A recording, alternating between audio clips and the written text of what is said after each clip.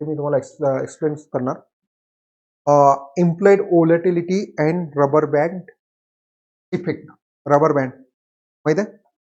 Rubber बँडची एक हे आहे, खासियत आहे. जेवढं तुम्ही त्याला स्ट्रेच करसाल तेवढा तो स्ट्रेच होते, पण सोडल्यानंतर काय होते, तो आपल्या जागेवर येते. राईट. तो ही इम्प्लॉइड व्होलॅटिलिटी पण काय आहे की याची एक ॲव्हरेज प्राइस ठरलेली आहे. ही इम्प्लॉइड व्होलॅटिलिटी जी आहे ना, याची एक ॲव्हरेज प्राइस ठरलेली आहे. ओके. तो किंवा याला इंडिया विक्स पण आपण म्हणू शकतो. आता इंडिया विक्सच्या याच्यामध्ये तुम्हाला पण सांगू शकतो आपण, किंवा इम्प्लॉइड व्होलॅटिलिटीमध्ये तुम्ही बघा.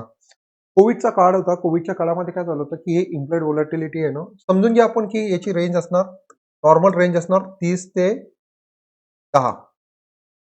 इम्प्लॉइड व्होलॅटिलिटीची ॲव्हरेज रेंज आहे 30 ते 10. तर काय होते, किंवा 30 ते 15 12 पकडू आपण एक्झाम्पल.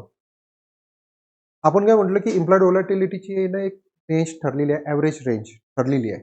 ओके. तर याचं मिनिंग काय होते की employed volatility and rubber band impact effect, याचा अर्थ असं होते की एखादी जर प्राइस इम्प्लॉइड व्होलॅटिलिटी जर शूटअप झाली, तर वरती गेली, तर हा रबर बँडनी जसं आपण स्ट्रेच करतो तसं डेफिनेटली आयव्ही पण तुमची काय होते, हे वाढते. पण आयव्ही स्ट्रेच झाल्यानंतर एक पॉईंट असा येतो की आपण तो सोडून देतो. सोडून दिल्यानंतर काय होते की जे तुमची आयव्ही आहे ना, ते बरोबर या रेंजमध्ये पुन्हा वापस येते. या रेंजमध्ये पुन्हा काय होत आहे, वापस येते. कोविडचा काळ होता. कोविडच्या काळामध्ये इम्प्लॉइड व्होलॅटिलिटी किंवा इंडिया विक्स आहे ना 90-80च्या वरती गेला होता.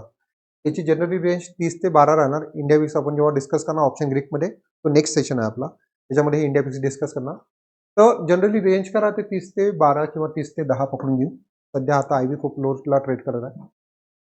तो कोविडच्या काळामध्ये काय झाला होता, तो जवळपास 90% वरती गेला होता. 90%. ॲव्हरेज प्राइस किती? 30 ते 10. ओके. गेला कुठं तर 90. मग काय झाला, तो कोविड जसं शांत झाला, तो काय झाला, बरोबर त्या रेंजमध्ये आला. तर रबर बँड इम्पॅक्टचा अर्थ इफेक्ट असा होतो की एखाद्या गोष्टीला आपण स्ट्रेच केलं तर ते स्ट्रेच तर होते, पण त्याला सोडल्यानंतर ती काय करते, आपल्या ठराविक ठरलेल्या जागी वापस येते. तर इम्प्लॉइड व्होलॅटिलिटीचा पण कन्सेप्ट असा आहे.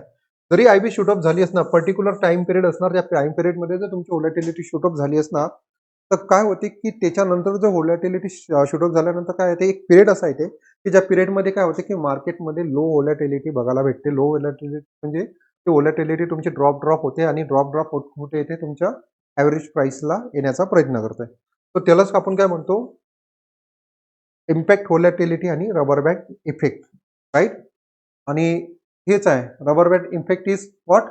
It is a process in which after a period of high implied volatility the market may experience the subsequence effect of low implied volatility. Whatever English सोडून द्या, आपल्याला थोडी ना इंग्लिशची लिटरेचरची एक्झाम द्यायची, एक्झाम लिहायची आपल्याला.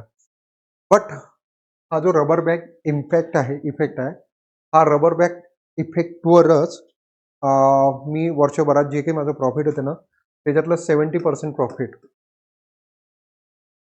किती 70% प्रॉफिट माझा हा इफेक्ट मधून येते.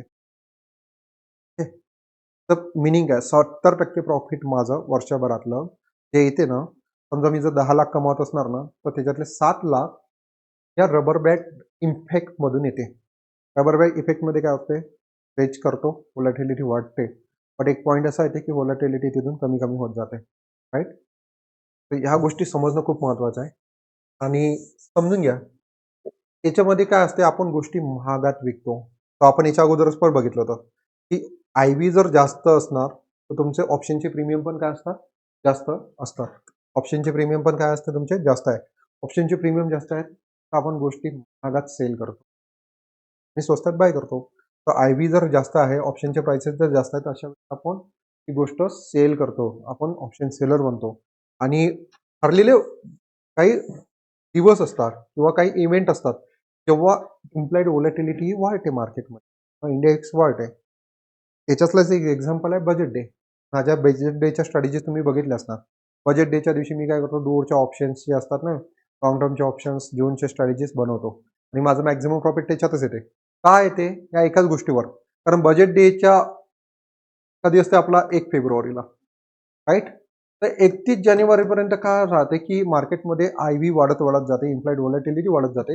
इम्प्लाइड व्होलॅटिलिटी वाढल्यामुळे जे ऑप्शनचं प्रीमियम आहे, जे 100 असायला पाहिजे, ते कधी कधी 200 वर चाललं जाते. का 200 वर चालला जाते? तिची आय व्ही वाढून जाते. तिची आय व्ही वाढते तर ती डायरेक्टली ऑप्शनची प्रीमियम वाढवते. पण आपलं रबर बॅक इम्पॅक्ट काय म्हणते, रबर बॅक इफेक्ट काय म्हणते, की ऑप्शनची प्राइस जर वाढत वाढत जात असणार, इम्प्लाइड व्हॉलॅटिलिटी वाढत वाढत जात असणार, तो एक पिरियड असा येते की ज्याच्यामध्ये मार्केट एक सबसिक्वेंट लो व्हॉलॅटिलिटीचा पिरियड एक्सपिरियन्स करते. तर आपण काय करतो, जेव्हा एकदम पीकला हायवी गेलेली शूटअप झालेली असते ना, तिथं आपण काय करतो, ऑप्शन सेल मारतो. तिथं ऑप्शन सेल मारतो. त्याच्यानंतर काय होते, मार्केटमध्ये व्हॉलॅटिलिटी धीरे धीरे धीरे धीरे कमी होते. ॲव्हरेज जो ठरलेला आहे, ॲव्हरेज जे तुमची प्राइस ठरलेली आहे तुमच्या आय व्हीची, त्या तो रबर बँड इम्पॅक्टमुळे काय होते, ती जी आय व्ही शूटअप झालेली असते ती बरोबर त्या जागेवर येते. आय व्ही जर बरोबर त्या जागेवर आली तर ऑप्शनचे आय व्ही कमी होणार. आय व्ही कमी होणार तर ते तुमचे ऑप्शनचे प्रीमियम कमी करणार. ऑप्शनचे प्रीमियम कमी करणार. ऑप्शनचे प्रीमियम कमी झाले तर डेफिनेटली अपटोन गोष्टी 100 रुपयाला 200 रुपयाला विकली होती. पण ॲव्हरेज प्राइस किती होती तिची? 100. बरोबर ते कुठं ना कुठं होऊन इथं 90 आणि 100च्या मधात येऊन जाते. तर जे काही आपण 100 रुपये कमावलेले असतात ते फक्त कशामुळे कमावलेले असतात? रबर बँड इम्पॅक्ट इफेक्टमुळे. Rubber band effect, right? तो कोविडचा काळ असा होता जिथं आय व्ही तुमची 90ला शूटअप झाली होती. तर एखाद्या व्यक्तीने, एखाद्या ऑप्शन सेलरने जेव्हा आय व्ही 90ला शूटअप झाली होती, तेव्हा जर एखाद्या ऑप्शन सेल मारले असणार हिंमत करून, माझी तर हिंमत नाही झाली होती, कोणाचीच नसणार म्हणून, पण कोणी जर मारलं असणार तर तो व्यक्ती करोडपती झाला असणार. कारण 100 रुपयाची गोष्ट तेव्हा 900 रुपयाला भेटत होती. 100 रुपयाची गोष्ट तेव्हा 900 रुपयाला भेटत होती. 900 रुपयाला जर एखाद्याने सेल मारली असणार तर ती 100 रुपयाला तर आलीच. कोविड काळ ठराविक होताच, शांत झाला. मार्केट पण कुठं गेलं होतं? 7,500 ला. आता कुठं मार्केट? 22,700. तो गोष्टी काय टेम्पररी राहतात. तो सांगायचा इफेक्ट काय की रबर बँड इफेक्ट आहे ना, खूप पॉवरफुल गोष्ट आहे. ज्याच्यामुळे जो आपण खूप वेळेस सांगणार मी तुम्हाला, आता इलेक्शन चालू आहे, राईट? खूप येत राहतात, न्यूज येत राहतात की पर्टिक्युलर नेता, बीजेपीचा नेता, सॉरी बीजेपी वाले तर जात नाही कुठं सोडून, बाकी पार्टीवाले येतात, राईट? कालच न्यूज बघितली मी, संजय निरुपम, राईट? संजय निरुपमने मला वाटते शिवसेनेमध्ये आला. चालूच राहतात हे, म्हणजे आता अशा न्यूज येत राहतात. मग याच्यामध्ये काय होतं की दिसते की जी रुलिंग पार्टी आहे ती स्ट्रॉंग होत चालली आहे. मग मार्केट अजून त्याला वरती नेते. एखादा माहीत पडते बीजेपीची कुठली न्यूज आली, मार्केट खाली येते. हे सध्या काय आहे, व्होलॅटिलिटीचा पिरियड आहे. व्होलॅटिलिटी काय होत आहे, वाढत वाढत चाललेली आहे. तो डेफिनेटली सध्या इलेक्शन पिरियड आहे. आज पण बघा 7% व्होलॅटिलिटी वाढलेली होती, 7%. काल पण 12% वाढली होती. 2 दिवसात 20% व्होलॅटिलिटी तुमची शूटअप झाली.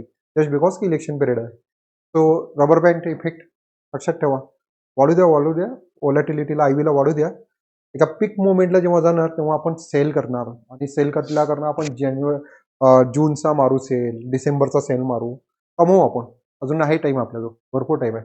पण रबर बँड इफेक्ट लक्षात आला तुम्हाला? खूप पॉवरफुल गोष्ट आहे. माझे 70% प्रॉफिट कुठून येते? या रबर बँड इफेक्टमधून. गोष्टी आपण स्ट्रेच करतो, स्ट्रेच केल्यानंतर सोडल्यानंतर ते आपल्या जागी वापस येतात. याच एका गोष्टीवर काय करतो हा रबर बँड इफेक्ट काम करतो आणि हा कशावर डिपेंड राहते? तुमच्या इम्प्लाइड व्होलॅटिलिटीला.